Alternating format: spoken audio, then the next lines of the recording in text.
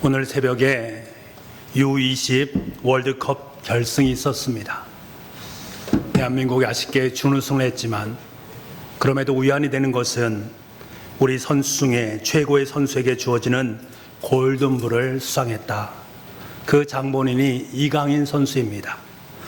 이번 월드컵에서 단연 돋보인 선수 한 명을 뽑으라 라고 하면 이강인 선수입니다. 그는 2011년 스페인 발렌시아 유소년 팀으로 입단해서 꾸준히 성장했습니다. 그래서 지금은 마라도나와 메시의 뒤를 이을 차세대의 스타로 주목을 받고 있습니다. 근본 월드컵 경기를 통해서 그의 주가가 상한가를 치고 있습니다. 그만큼 뛰어난 실력과 환상적인 플레이는 전 세계 축구 팬들을 매료시키기에 충분합니다. 저는 이 선수를 바라보면서 참 탁월한 축구 실력을 가지고 있구나 감탄을 자아낼 수밖에 없었습니다. 하지만 그것보다 더 중요한 것은, 제가 더 주목한 것은 다른 것에 있습니다. 그것은 바로 그의 인성입니다. 탁월한 실력을 갖춘 선수들은 많이 있습니다만 좋은 인성을 바탕으로 탁월한 실력을 가진 사람은 거의 없습니다. 저는 이강인 선수의 인터뷰를 들으면서 깜짝 놀랐습니다. 어떻게 18살의 나이로 대표팀의 막내 선수로 어떻게 저런 인터뷰를 할 수 있을까 참 의아하기까지 했습니다. 저는 지금까지 많은 선수들의 인터뷰를 들었습니다. 그들은 한결같이 말합니다. 함께 뛴 선수들, 응원해 주신 국민들, 함께 지지를 보낸 팬들에게 너무나 고맙다. 이런 인터뷰는 많이 들었습니다만 벤치에 앉아서 함께 뛰지 못한 선수들까지 구체적으로 말하면서 그들에게 그 공을 돌리는 모습을 본 적은 한 번도 없습니다. 그런데 이강인 선수는 몇 번을 반복해서 벤치에서 뛰지 않은 형들에게도 감사한다라는 말을 강조했습니다. 아무도 주목하지 않은 선수들까지 인터뷰를 통해서 구체적으로 지목해서 고백한다라는 것은 결코 쉽지 않은 것임을 제가 알기 때문에 저는 그에게서 깊은 인상을 받았습니다. 뿐만 아니라 막내이면서 형들에게 옆에 있는 나라의 국가가 나올 때에 그 국가를 부르는 옆에 있는 나라 선수들보다 우리가 더 큰 소리로 애국가를 불러야 된다. 선수들에게 독려했던 모습이 회자되지 않았습니까? 그런 애국심까지 갖고 있었습니다. 그래서 많은 사람들은 이강인 선수의 실력도 주목하지만 그의 인성 또한 함께 주목을 하고 있습니다. 여러분, 사람들은 실력과 외형만 그럴듯하면 성공했다라고 말을 합니다. 하지만 아무리 겉이 화려하고 아름답고 웅장하다 할지라도 외형을 지탱할 만한 내면의 인격과 철학이 없다면 여러분 어떻게 되겠습니까? 그 인생은 어느 날 갑자기 몰락되어진 인생으로 전락할 수밖에 없습니다. 여러분, 주위를 한번 둘러보십시오. 한때는 세상을 호령했던 그 사람들이 지금은 감옥 안에 있는 모습을 보지 않습니까? 한때는 잘 나가던 기업이 내부의 부정과 부패로 말미암아 폭망하는 모습들을 또한 우리는 보지 않습니까? 한때는 하나님의 이름을 드높였던 교회가 순식간에 자기의 위치를 잃어버림으로 말미암아 세간의 구설수에 오르는 모습을 우리는 목격하지 않습니까? 사실 오늘날 사회는 물질적인 풍요와 경제적인 발전으로 화려한 모습으로 미래를 향해서 질주하는 것처럼 보입니다. 하지만 조금만 자세히 들여다보면 도덕과 윤리의 부재로 말미암아 외면의 화려함을 품을 수 있는 내면의 그릇이 상실되어져 있음을 금방 알 수가 있습니다. 내면의 황폐함이 얼마나 심각한 위기 속에 놓여 있는가 하는 그 모습을 바라보면서 마음이 몹시도 안타깝습니다. 얼마 전에 청주 흥덕교에서 끔찍한 일이 있었습니다. 흥덕교에 있는 한 초등학교에서 평소 알고 지내던 여학생 2명에게 술을 먹인 뒤에 집단 성폭행을 자행한 고등학교 학생 4명이 구속된 일이 있었습니다. 바로 우리가 살고 있는 이 지역에서 벌어진 끔찍한 일입니다. 그리고 얼마 전에 고유정 씨가 제주도에서 벌인 엽기적인 전 남편 살인사건이 우리에게 얼마나 큰 충격을 안겨주었습니까? 이 여인 또한 우리가 함께 살고 있는 이 지역에서 살았던 여인입니다. 여러분, 이런 일련의 사건들 속에는 우리 사회의 내면의 민낯이 고스란히 담겨져 있습니다. 이러한 현실을 바라보면서 너무나도 마음이 아프고 속이 상합니다. 하나님을 향해서 한탄의 기도를 들릴 수밖에 없는 지경에 이르게 됩니다. 여러분, 이러한 일들이 왜 일어나는 것이겠습니까? 왜 우리의 삶의 자리 속에서 이러한 일들이 비일비재하게 일어나는 것입니까? 그것은 내면의 황폐화 때문입니다. 외면의 상태는 화려하고 그럴듯해 보이지만 내면의 질서가 정리정돈되지 않음으로 말미암아 그 자리가 황폐해짐으로 말미암아 더욱더 많은 그러한 일들이 우리의 사회 속에서 계속적으로 끊임없이 일어나게 되는 것입니다. 오늘 본문의 말씀은 느헤미야서입니다. 느헤미야는 이스라엘 민족을 영적으로 이끌었던 민족의 지도자였습니다. 이스라엘 백성들은 지난 100년 동안 몇 차례에 걸쳐서 회파되어진 예루살렘 성전을 건축하기를 원했고 예루살렘 성벽 공사를 단행하고자 했습니다. 하지만 내부적인 요인과 외부적인 방해로 말미암아서 성벽 공사를 재개할 수가 없었습니다. 그런데 하나님께서는 느헤미야를 중심으로 이스라엘 백성들이 함께 한 마음이 되어서 단 52일이라는 짧은 시간에 100년 넘게 끌어온 그 성벽을 완벽하게 재건하도록 허락해 주셨습니다. 이것은 전적인 하나님의 은혜요, 하나님의 섭리입니다. 이제 성벽도 재건되었습니다. 모든 것이 안정화되었습니다. 이제 완벽한 그림이 그려지지 않겠습니까? 하지만 여러분, 성공 뒤에는 더 큰 어려움이 있음을 우리는 알아야 됩니다. 예루살렘 성벽을 재건하는 것으로 모든 사명이 끝났습니까? 그렇지 않습니다. 느헤미야의 사역은 지금부터 시작되는 것입니다. 성을 함락시키는 것보다 더 어려운 것은 성을 지키는 것이다 라고는 말이 있습니다. 결혼 생활을 하신 분들은 잘 알겠지만 결혼하기 전보다 결혼한 후의 생활이 쉽지 않음을 우리는 알고 있습니다. 자식이 배 안에 있을 때보다 낳은 후의 자식이 더 힘듭니다. 취직하기 전보다 취직한 후의 삶이 더 곤고하고 더 힘든 것입니다. 사실 성공했다는 것은 칭찬받아 마땅한 일입니다만 이보다 더 중요한 것은 성공 이후에 그 성공을 잘 관리하는 것이 더 중요합니다. 이것이 실패하게 되면 성공은 금세 물거품으로 끝나게 됩니다. 이제 느헤미야에게 남겨진 문제는 외적인 성벽 재건이 아닙니다. 이것은 완벽히 이루어졌기 때문에 그에게 지금 필요한 것은 백성들의 마음의 성벽을 재건하는 문제입니다. 외형적인 성공 뒤에 무엇보다 중요한 것이 바로 내면의 문제이기 때문입니다. 이를 위해서 느헤미야가 취한 행동은 무엇입니까? 바로 좋은 인재를 발탁해서 적재적소에 하나님의 일꾼들을 배치하는 것입니다. 여러분, 어떤 사람이 어떤 위치에서 어떤 사역을 감당하느냐 하는 문제는 대단히 중요한 문제입니다. 어떻게 보면 공동체의 흥망성쇠를 저하는 것이 바로 어떤 사람이 어떤 위치에서 하나님의 사역을 감당하느냐, 그것과 직결된 문제입니다. 여러분, 우리는 하나님께서 사람을 통해서 일하신다라는 말을 수도 없이 들었습니다. 사람을 통해서 일하신다, 바로 저와 여러분을 통해서 일하신다라는 말씀입니다. 하나님의 사람 느헤미야가 이것을 몰랐겠습니까? 그는 잘 알고 있었습니다. 하나님은 하나님의 사람, 하나님의 일꾼들을 통해서 일하신다, 이 사실을 잘 알고 있었습니다. 성벽 공사가 완공되자 그는 즉시로 이제 새롭게 건축된 예루살렘 성문과 성전을 관리하는 사람들을 세웠습니다.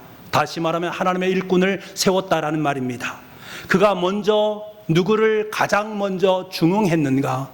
여러분, 이것에 우리의 촉각을 곤두세워야 됩니다. 1절 말씀은 이렇게 말하고 있습니다. 1절 말씀 우리 함께 읽어보겠습니다. 같이 읽겠습니다. 시작. 성벽이 건축됨에 문짝을 달고 문지기와 노래하는 자들과 레위 사람들을 세운 후에, 여러분, 가장 먼저 중요한 사람이 누구입니까? 문지기입니다. 여러분, 우리는 이 사실에 주목할 필요가 있습니다. 문지기는 말 그대로 성전이나 성읍의 강문을 지키는 사람을 의미합니다. 이들은 사람을 살펴보면서 적들의 은밀한 침투를 차단해야 되고 자격이 있는 사람들을 그 성 안으로 들어오게 해야만 합니다. 그렇기 때문에 이들의 중요성을 아무리 강조해도 지나치지 않습니다. 역사의 기록을 보게 되면 중국의 만리장성이 4번에 걸쳐서 뚫린 적이 있다라고 합니다. 중국의 만리장성, 그곳을 가본 분은 잘 알겠지만 총 6,300km에 달하는 거대한 인공성벽으로 되어 있습니다. 적의 침략으로부터 완전하게 보호를 받을 수 있는 그 성벽을 보면 정말 아찔하다라는 생각이 들 정도로 완벽하게 만들어짐을 우리는 금방 알 수가 있습니다. 그래서 적들이 이곳을 뚫고 들어오기가 쉽지 않겠다라는 것을 금세 알 수가 있습니다. 그런데 그 성벽이 4번에 걸쳐서 뚫렸습니다. 그럼 어떻게 그것이 가능했겠습니까? 적들은 정면 돌파로는 이 성벽이 절대로 뚫리지 않는다라는 사실을 잘 알기 때문에 그들은 문지기를 매수했습니다. 아무리 초롱성 같은 성을 쌓고 문을 달아 놓아도 그것을 지키는 사람들이 강하고 깨끗하지 못하면 아무런 의미가 없다라는 것입니다. 성문은 활짝 열 수밖에 없다라는 사실입니다. 느헤미야는 하나님의 지혜를 품은 사람입니다. 하나님께서는 그를 통해서 먼저 하나님의 일꾼들은 어떤 사역을 감당해야 되는가, 저와 여러분을 통해서 들려주는 음성이기도 합니다. 어떤 사람이 되어야 되는가? 우리는 먼저 하나님의 성문을 지키는 영적인 문지기가 되어야 합니다. 영적 문지기로 세상적인 가치관이 여러분의 마음속에 마음대로 출입하지 못하도록 막아서야만 합니다. 여러분, 반면에 믿음의 공동체 속에 하나님의 의와 진리가 들어올 수 있도록 영적인 대문을 활짝 열어야 됩니다. 다시 말하면 출입해야 할 것과 출입하지 말아야 될 것을 영적으로 판단할 수 있는 영적 분별력을 우리는 마음속에 품고 있어야 됩니다. 이를 위해서 문지기는 반드시 하나님과의 바른 관계를 맺어야 됩니다.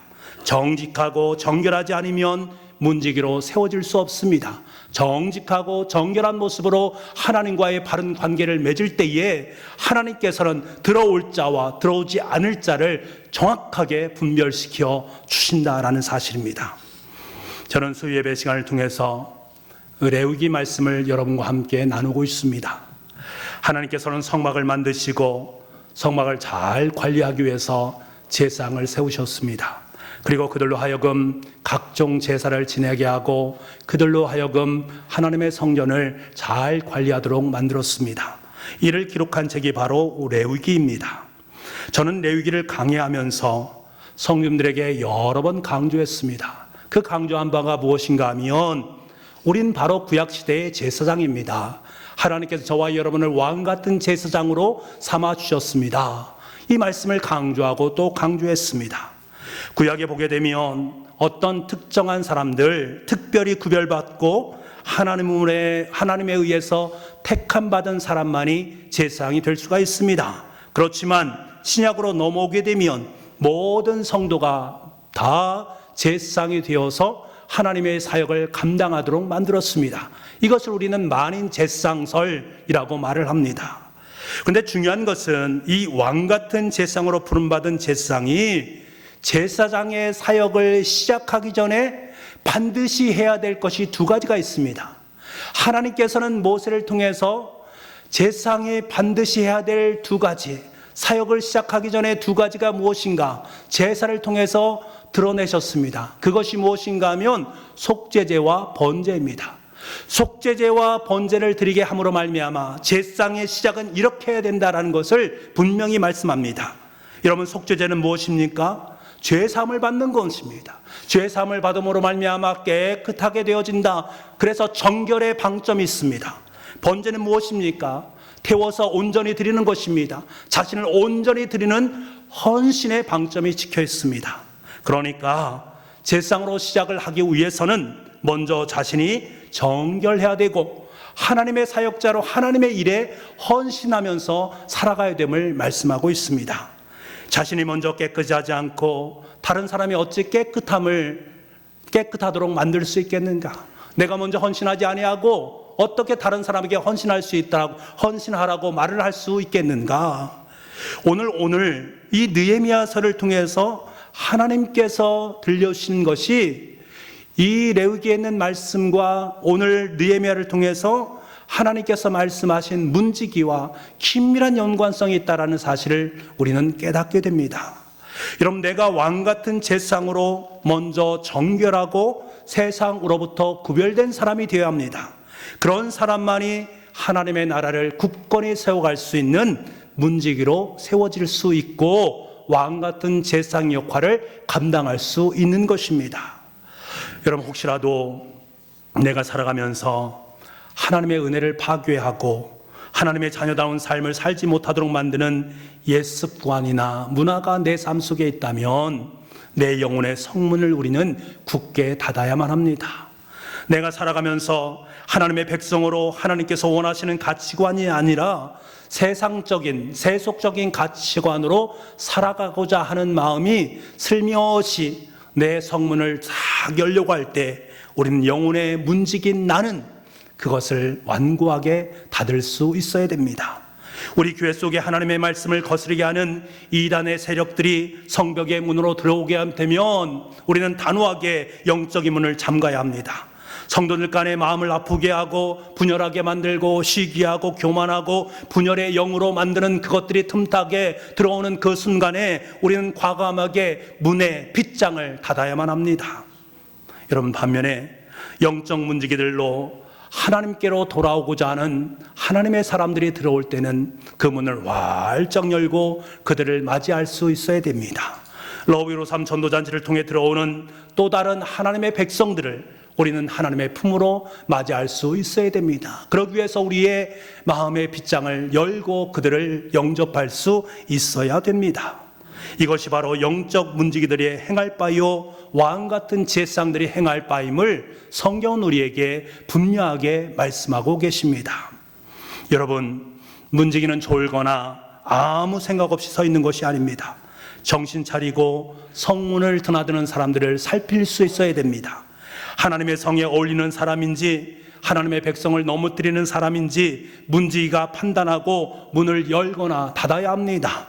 저와 여러분이 바로 이러한 북부교회의 신실한 영적 문지기로 아름답게 세워질 수 있기를 간절히 소망합니다.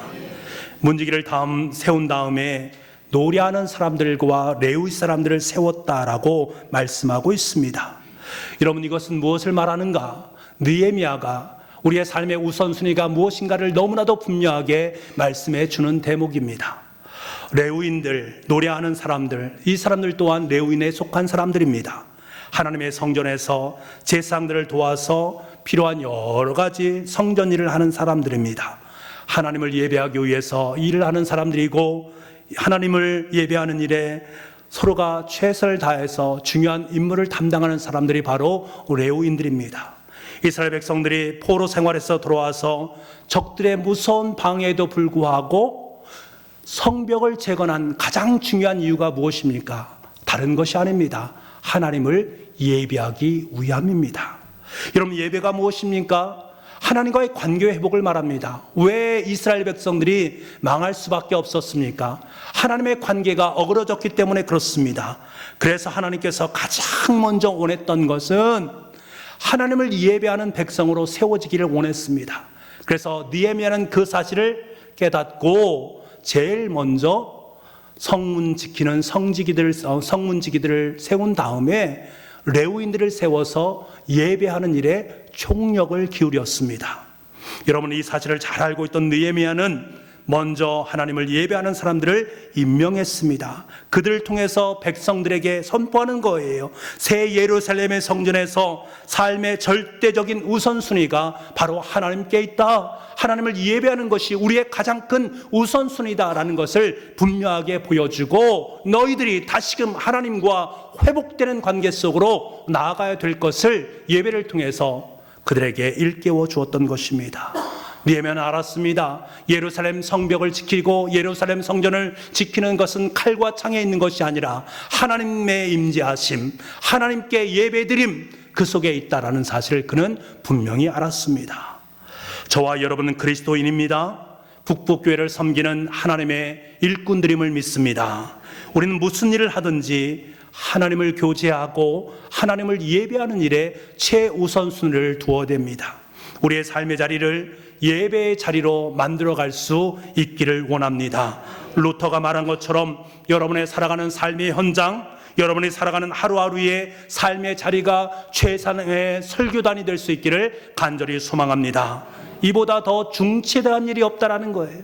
여러분의 삶의 자리, 여러분이 살아가는 모든 삶의 지경이 하나님의 말씀, 하나님을 예배하는 것이 세상 사람들에게 선포되어질 수 있도록 설교단이 될 수 있어야 됩니다. 하나님의 임재 안에 거하는 삶보다 더 가치 있고 의미 있는 것은 없습니다. 사랑하는 성도 여러분, 저와 여러분은 북북교회라는 예루살렘 성을 지키는 문지기일 뿐만 아니라 하나님을 예배하고 하나님을 중심을 놓고 살아가는 레위인의 귀한 역할을 감당하는 주님의 자녀임을 확연하게 믿습니다. 레위인들은 하나님의 사역을 감당하는 일꾼들입니다. 저와 여러분 또한 하나님의 사역을 감당하는 일꾼들입니다. 하나님께서 저와 여러분에게 직분을 허락해 주셨습니다. 어떤 분은 성도로, 집사로, 안수 집사님으로, 권사님으로, 장로님으로, 교역자로 하나님께서는 불러주셨습니다.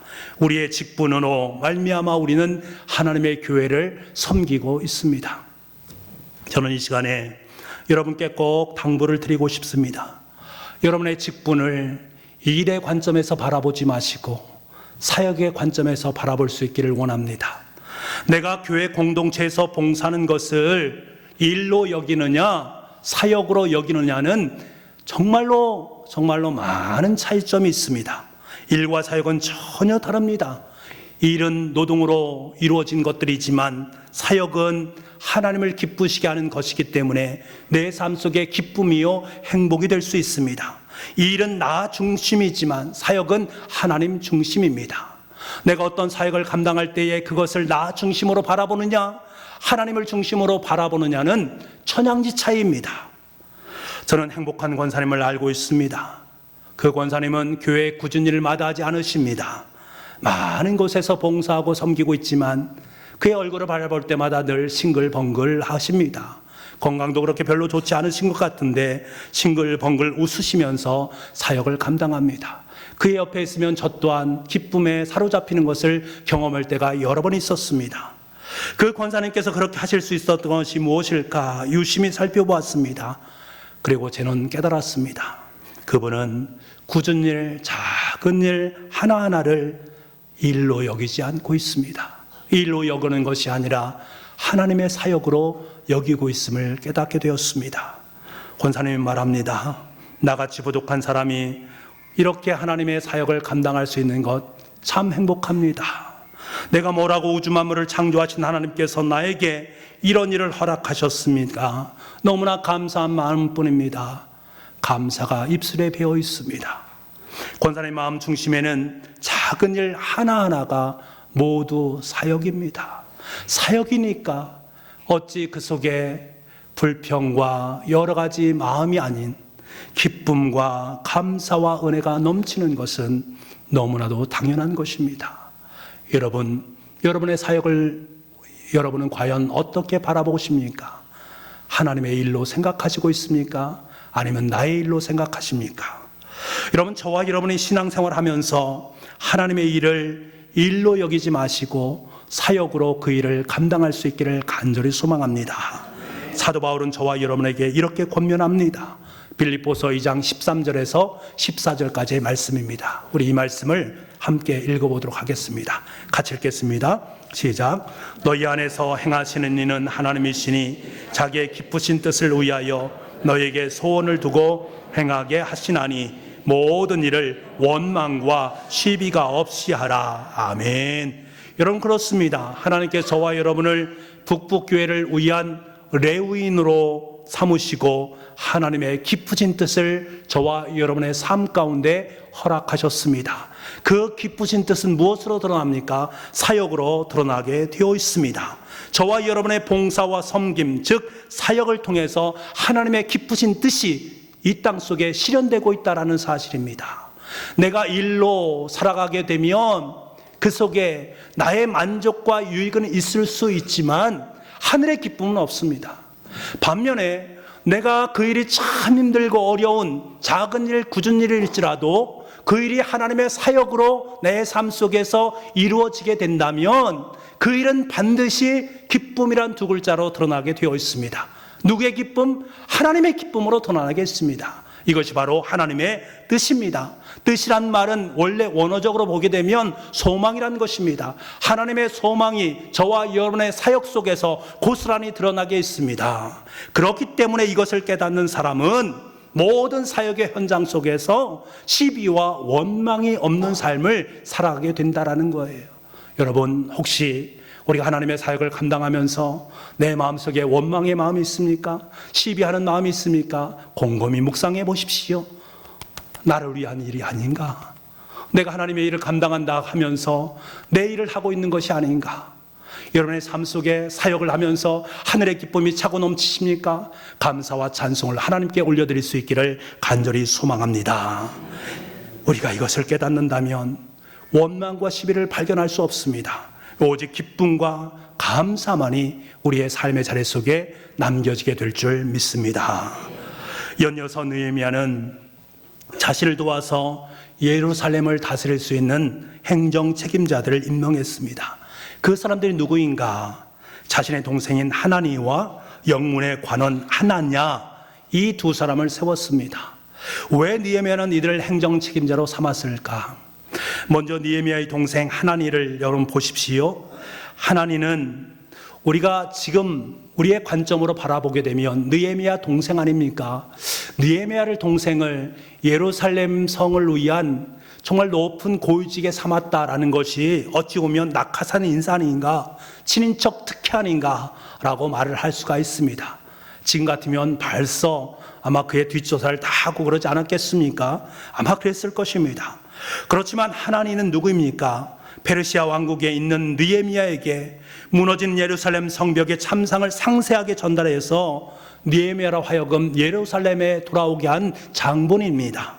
여러분 생각해 보세요. 동생 하나니는 형에게 말해서 내가 페르시아의 중요한 자리에 앉고 싶다라고 말하면 그가 가지고 있는 권력을 가지고 충분히 그렇게도 할 수가 있습니다.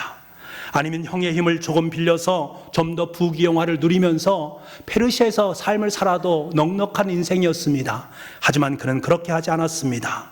페르시아의 고위직에서 평생 먹고 살 걱정 없는 형을 도리어 예루살렘으로 데려오는 역할을 감당했습니다. 이것은 무엇을 말합니까?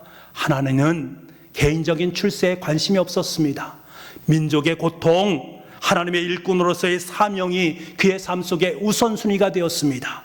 그래서 느헤미야와 함께 귀국해서 앞장서서 성전, 성벽 건축하는 데 최선을 다하는 애국심과 충성심을 품었던 사람이었습니다. 그렇기 때문에 그를 하나님께서는 충성스러운 하나님의 일꾼으로 선택하셔서 위대한 사역을 그에게 맡기셨던 것입니다. 중요한 직책을 맡긴 것입니다.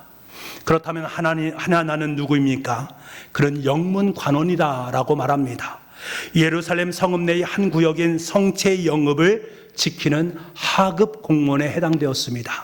그런데 그가 예루살렘 전체를 다스리는 책임자로 고속 승진을 하고 있습니다.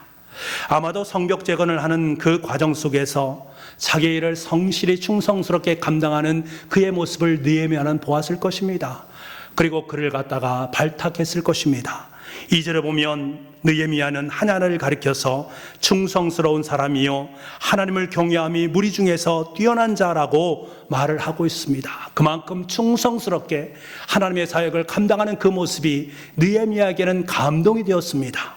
충성되다라는 말은 성실하고 정직하다라는 말입니다. 하나님을 경외한다라는 말은 하나님을 두려워한다라는 것입니다. 여러분, 느헤미야는 하나님의 일꾼의 조건으로 삼은 것이 무엇보다도 성실한 인격과 반듯한 신앙을 최우선순위로 여기고 있다는 사실입니다. 아무리 머리가 좋고 처세술이 발달한 사람도 성실하지 않거나 하나님을 두려워하지 않으면 하나님의 일꾼으로 세울 수 없다는 거예요. 여러분, 이것은 우리에게 무엇을 말씀하십니까? 우리가 진정으로 하나님의 일꾼된 사람이라면 성실하게 하나님의 사역을 감당할 뿐만 아니라 충성스럽게 맡겨진 하나님의 사역 앞에 내 목숨을 내어놓을 수 있는 하나님의 사람이 되어야 한다는 것을 의미합니다. 바로 그런 저와 여러분이 제2의 하나니와 제2의 하나냐의 모습으로 하나님께 충성하고 성실하게 하나님의 사역을 감당할 수 있는 저와 여러분 될 수 있기를 간절히 소망합니다. 사랑하는 북부가족 여러분, 저와 여러분은 하나님의 일꾼으로 부름받았습니다. 나는 하나님의 일꾼입니다. 나는 세상의 일꾼이 아니라 하나님으로부터 부름받은 하나님의 일꾼인 줄 믿습니다. 지난 35년 동안 우리는 북부교회라는 교회 공동체의 성벽을 쌓으면서 더불어 하나님의 교회를 든든히 세워갔고, 앞으로도 우리는 하나님의 교회를 든든히 세워갈 의무를 품고 있는 존재들입니다. 하나님께서는 이 시간 니에미아를 통해서 하나님의 일꾼들인 저와 여러분에게 분부하시고 당부하시고 하고 싶은 말씀이 있습니다. 그 하나님의 말씀이 무엇이겠습니까? 먼저 영적으로 정결하고 정직하게 하나님의 문직으로 세워지기를 원한다. 그래서 너희 공동체가 거룩한 하나님의 백성들이 머무르는 아름다운 하늘 천국이 되기를 원한다. 그리고 하나님의 나라를 위해 노동하는 일꾼이 아니라 하나님의 아름다운 사역을 감당할 수 있는 진정한 사역자로 세워지기를 원한다. 그래서 내가 너희에게 분부한 모든 것을 지키고 행할 수 있는 아름다운 헌신하는 주의 자녀들이 되기를 원한다.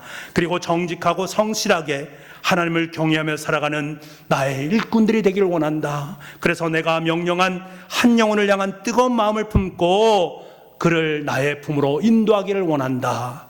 하나님께 이 시간에 느헤미야를 통해서 저와 여러분에게 들려주고 있습니다. 사랑하는 북부가족 여러분, 저와 여러분은 하나님의 일꾼이라는 이 사실을 단 한 시간도 단 한 시도 잊지 않기를 간절히 소망합니다. 그리고 오늘 본문의 말씀을 가슴에 품읍시다. 그래서 성실한 인격으로 성숙한 신앙을 이루는 제2의 느헤미야, 제2의 이스라엘 백성들이 되어서 하나님의 성벽을 완성하고 하나님 나라를 굳건히 세워갈 수 있는 믿음의 사람으로 아름답게 세워질 수 있는 우리가 될 수 있기를 간절히 소망합니다. 그리고 하나님께서 완성시킨 성벽 안으로 또 다른 많은 백성들을 출입하게 만들므로 말미암아 이곳이 하나님의 천국임을 선포할 수 있기를 원합니다. 러브 153 전도잔치를 통해서 이 놀라운 하나님의 역사가 저와 여러분의 삶 속에, 우리 교회 속에 아름답게 이루어질 수 있기를 간절히 소망합니다. 그래서 하나님의 마음을 시원케 해드리고 하나님의 얼굴에 하나님의 미소를 띄우게 할 수 있는 저와 여러분, 바로 하나님의 사람, 하나님의 일꾼, 청주 북부교회에 속한 모든 교우들의 삶이 될 수 있기를 간절히 소망합니다. 기도하겠습니다. 아버지 하나님, 참으로 감사합니다. 우리를 영적인 문지기로 삼아주셔서 우리의 삶의 자리를 지키고 보호할 수 있도록 허락하심을 감사합니다. 영적인 분별력을 가질 수 있도록 주님 은혜 허락하여 주옵소서. 하나님의 사역을 기쁨과 감사로 감당하는 레위인이 될 수 있도록 주님 도와주옵소서. 하나님의 일꾼으로 성실한 인격과 성숙한 신앙으로 하나님의 사역을 감당할 수 있는 우리 모두가 될 수 있도록 주님 역사하여 주옵소서. 모든 말씀을 예수님의 이름으로 기도하옵나이다. 아멘.